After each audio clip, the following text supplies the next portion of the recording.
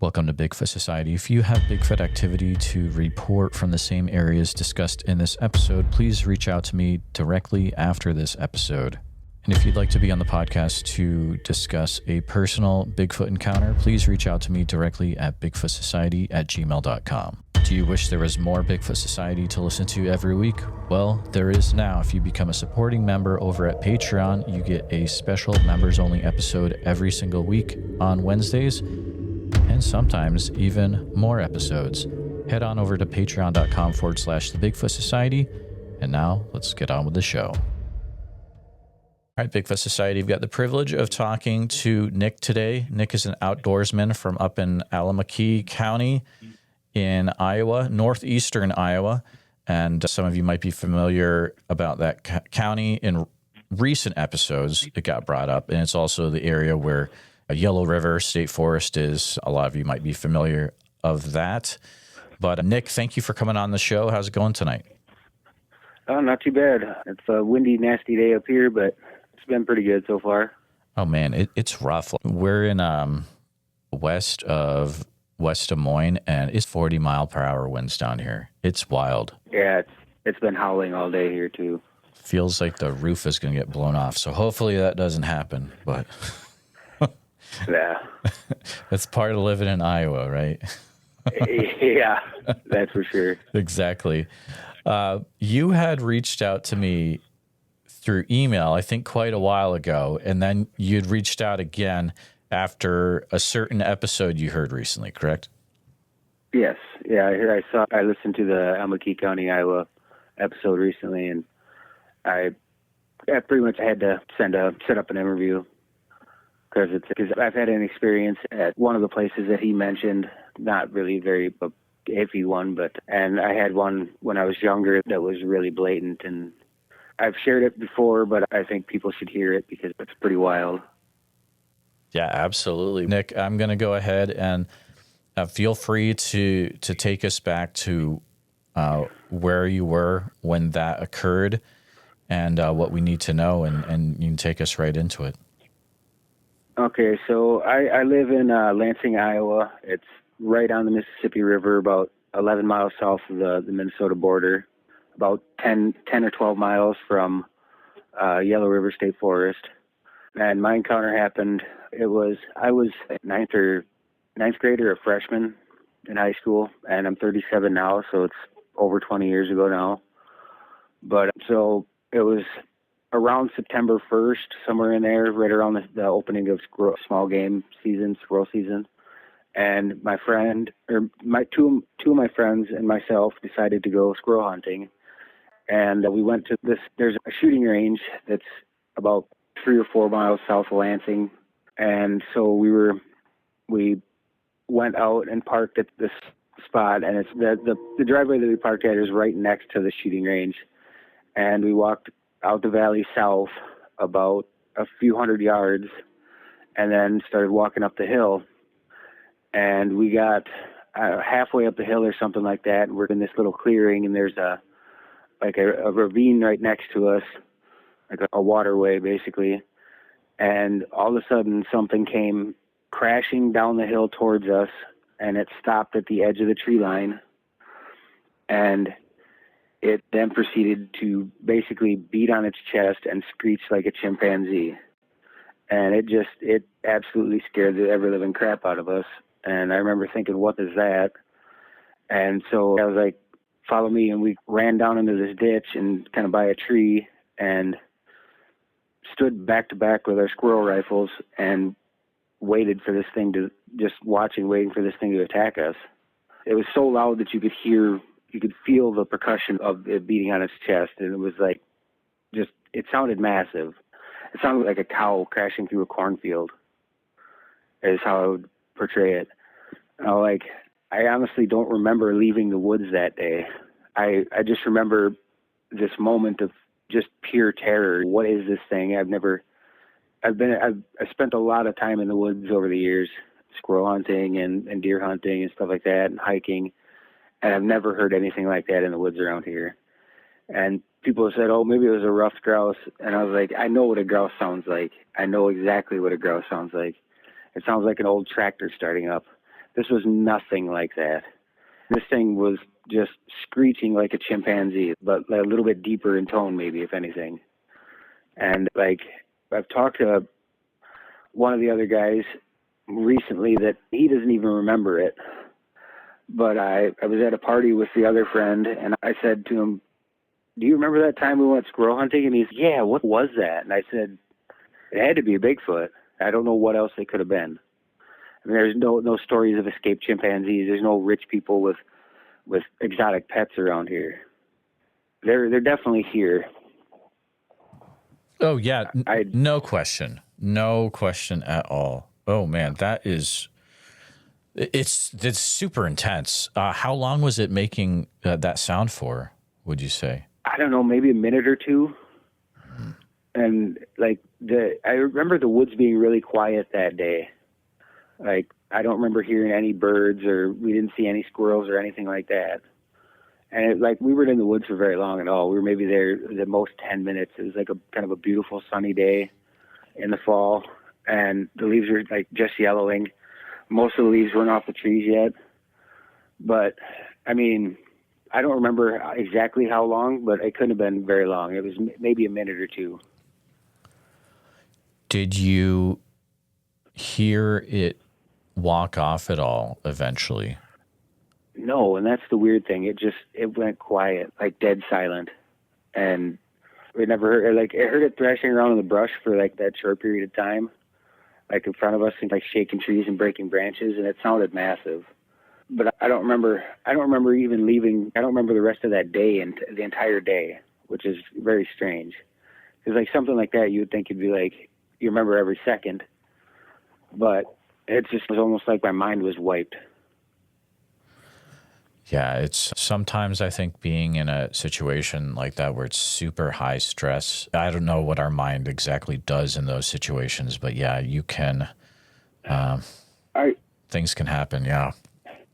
I kind of almost, I wonder if there isn't something to the whole infrasound theory about them too. I mean, it was terrifying, absolutely terrifying. Did you feel like you're physically being affected in any way? I don't know, but you could feel it. You could feel the percussion from it in your chest. So I don't know if it's that or if it was just how audible it was. This thing clearly must have known what guns were. I think that's why it elicited such a response, because it was right behind the shooting range, not probably 500 or 600 yards from the shooting range. Not that, and people don't use it very often, but I still hear. I live close enough to it still now that I hear gunshots from it every once in a while. But I think they know what guns are. I think they're obviously highly intelligent. Oh, without a doubt. There are so many things coming out about how it seems that groups of them are able to use tactics that are almost like military. In a sense, like flanking, surrounding, just really crazy stuff. There's definitely something going on. It's not just a dumb ape, I would say. There's a definite intelligence there. With the Olympic project, the way that they set up their nests that they found, that sounds military to me too. They had sentries, and they had what they thought was where the birthing was taking place was surrounded by larger nests, and then a smaller nest in the center. That's high intelligence, and they're obviously masters of stealth. You don't get to be the master of the forest without being highly intelligent. Yes, that is true. Have you ever been back to that area where you were squirrel hunting that day? I've been close to there. I've never been back in that particular spot. I haven't really had permission since then, and I don't know who runs the place now. I've thought about going back out there, but I'm honestly afraid to do it. I don't really. I know I wouldn't do it alone. I've hung out in the area not too far from there a few times, but it's all private property around it, so it's hard to get into that area without permission. But I've thought about it. Gotcha. How did this affect the rest of your life living through a situation like that? It has kind of changed. Like, I don't like going hiking in places that I don't know anymore. I won't go hunting in places that I've never gone, because that was the first time I'd ever gone hunting out there. I've gone squirrel hunting quite a few different places in the area and never had any problems.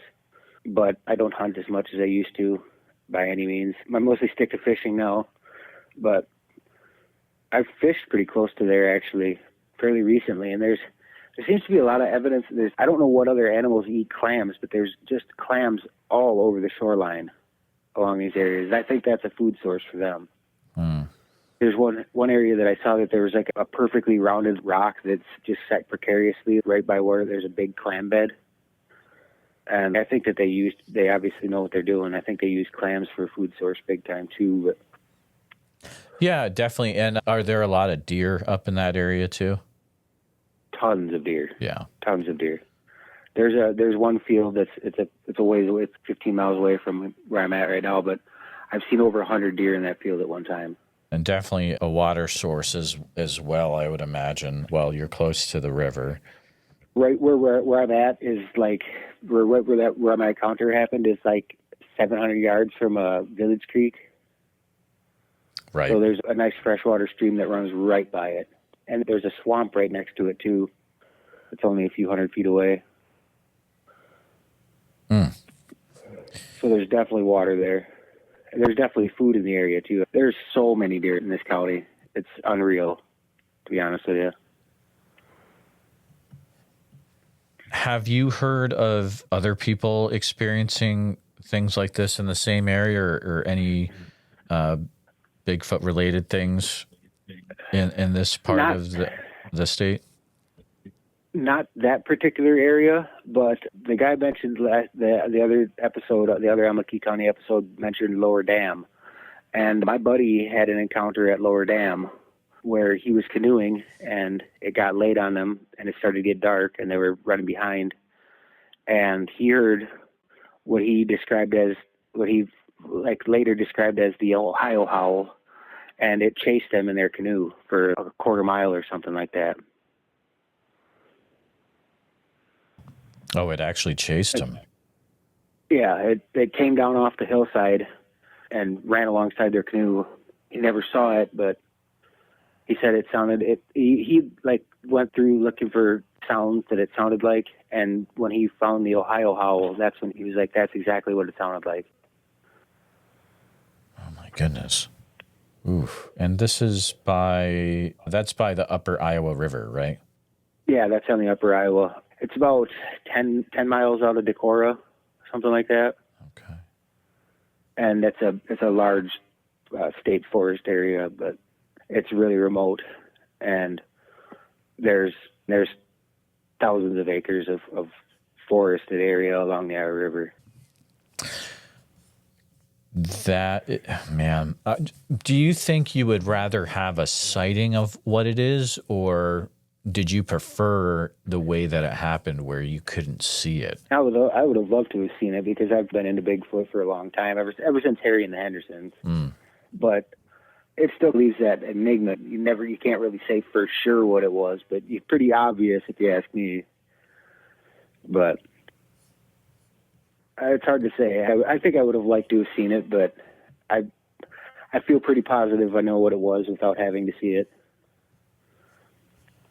Absolutely. There's no other things up there that can make a sound like a screaming chimpanzee. That logically does not make sense. No, and there's, like I say, like I've looked around and there's no escaped chimpanzees. There's nobody with gorillas in the area. Yeah. Not the right area for that at all. Have you ever heard of any things happening down in Yellow River at all? I have, yeah. I have, definitely. Obviously, there's the Finding Bigfoot show, but I know a few people that camp down there, and they said that they've had experiences that they couldn't really explain, that just heard weird howls and stuff like that. Yeah, as we were talking about before the show started, I get about at least one email every week about Yellow River State Forest. It's wild. And just in case the guy is listening to this episode, there was a worker, some sort of DNR related worker, that reached out to me with some information, but never followed through, or maybe I don't remember getting a second email. But if that individual is listening to this one, Feel free to reach out again if you do want to share what you know about what's happening in Yellow River State Forest, please. I think there's a lot of people that know what's going on down there, and whether they're legally obligated, legally can't say, or something like that. I fully understand that too, because it's a pretty well-known camping area, and it's a pretty big recreation area. They got equine stuff, and it'd be hard for them to put out something that would be potentially detrimental to people camping down there. Well, exactly. I don't know if I've never heard of anybody having a real aggressive encounter like mine. It could definitely happen. Just the whole area in northeast Iowa, there's Backbone State Park has come up a few times on the show. There's been some weird stuff that's happened in there. But yeah, most people will, when they think of northeast Iowa, they will think of the Finding Bigfoot episode that took place at Yellow River, which is a classic for a few reasons. But a lot of people think that it's like that it's a heavily populated area, but it's very sparsely populated, and it's all timber. It's all timber around here where I'm at, and it's all hills. It would be so easy for them to hide. There's thousands and thousands of acres of forest in Allamakee County. Because that county that's part of the Driftless Area, correct? Yes, it is. Yep. There's probably more than a few listeners that are like, okay, Iowa, it's all cornfields. Can you explain maybe how the Driftless Area region of Iowa is a totally different story? It's more like a mountainous region than anything else I could explain. It's like there's rivers and bluffs everywhere. Like literally where I'm sitting in my house right now, 100 feet to a hillside that's 600 feet tall.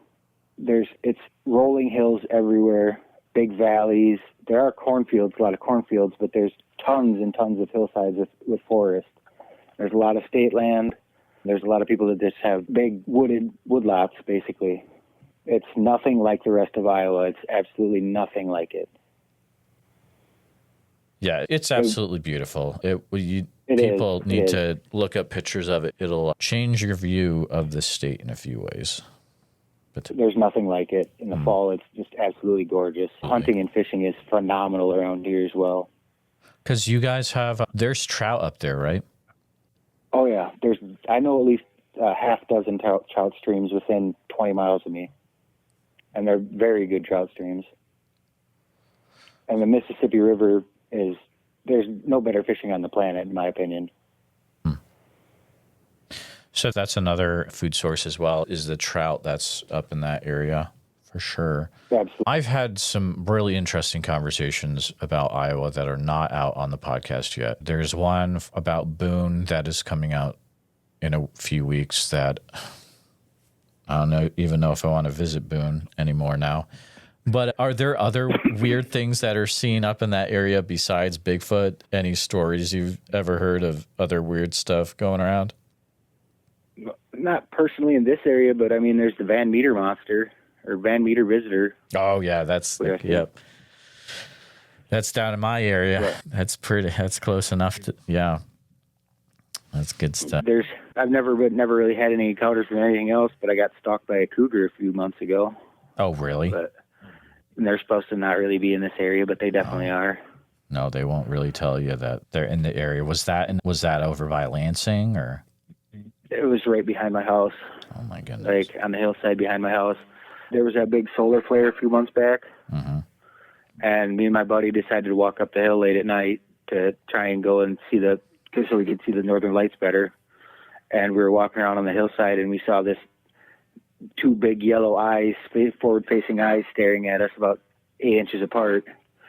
And we walked towards it, and it took off. And so we started walking down the hill, and we were shining the lights around the whole time. And then we saw it 4 other times. So. Oh man, that's something you don't want to mess with out there for sure. No, but they're usually most of the time with all the deer around here, they've got so much food, they don't know what to do with it. But you definitely, there was some guy that was in a tree stand somewhere behind where I'm at right now that he apparently saw it stalking around his tree stand, following his scent trail, and it was stalking him too. Wow. Can you think of any other areas that you've heard of in the northeast part of Iowa that might be good for Bigfoot sightings or that might be known for Bigfoot activity? Upper Dam is not too far from Lower Dam. I know that's a good place. Most of Allamakee County, to be honest with you, is pretty good. Decorah area would be a good place to look into because there's a lot of, along the Iowa rivers, there's tons and tons of forest out there. A little further south, like Clayton County would be another good place to look into, like around Pikes Peak and Effigy Mounds. I would say that those are probably likely places. I know that there was like a minimum security prison that they turned into a Bigfoot camp not too long ago, and that's right by Effigy Mounds, which is just south of Allamakee County, like 10 miles or something like that. It was turned into what? So they had turned it into a Bigfoot camp or something like that. You could go and stay there and then go and do expeditions or something like that. Really? I don't know if that's still open or not, wow. but I'll need to look into that. it used to be called Luster Heights. Luster Heights. All right. I'll check that. That's very interesting. Like I say, I don't know if it's still open. That was a few years back now, but that was what I had heard at one time. And that's right on a bluff overlooking the Mississippi. Like all the way along the Mississippi is prime territory too, and there's a highway usually, but then across the highway it's like bluffs and hillsides all the way along it for 100 miles or better. All the way down towards Dubuque would be prime territory, in my opinion. Yes, Dubuque has a lot going on. Little Maquoketa River has come up a few times. There's been plenty of sightings down there.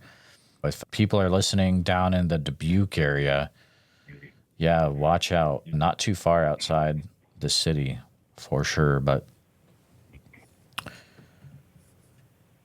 Nick, it has been fun chatting with you about what you experienced. I appreciate you coming on the show and helping to flesh out the northeast part of Iowa a little bit and give us some solid information about what you experienced over there. I appreciate it. If you ever run into anyone that brings up any sightings or if you have anything else happen yourself, feel free to reach out and we can always chat again in the future. I will do that. Here at Bigfoot Society, our goal is to provide a platform for those that have encountered Bigfoot to share their encounter in a safe and respected environment.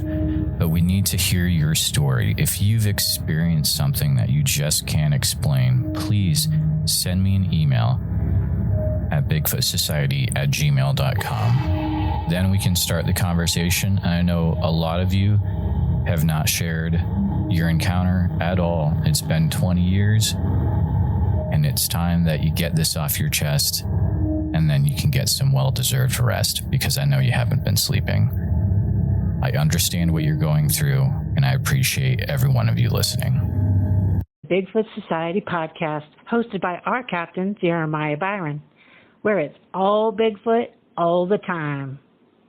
Have you ever had the urge to do more, to be more? Now you can by joining Bigfoot Society on the Patreon.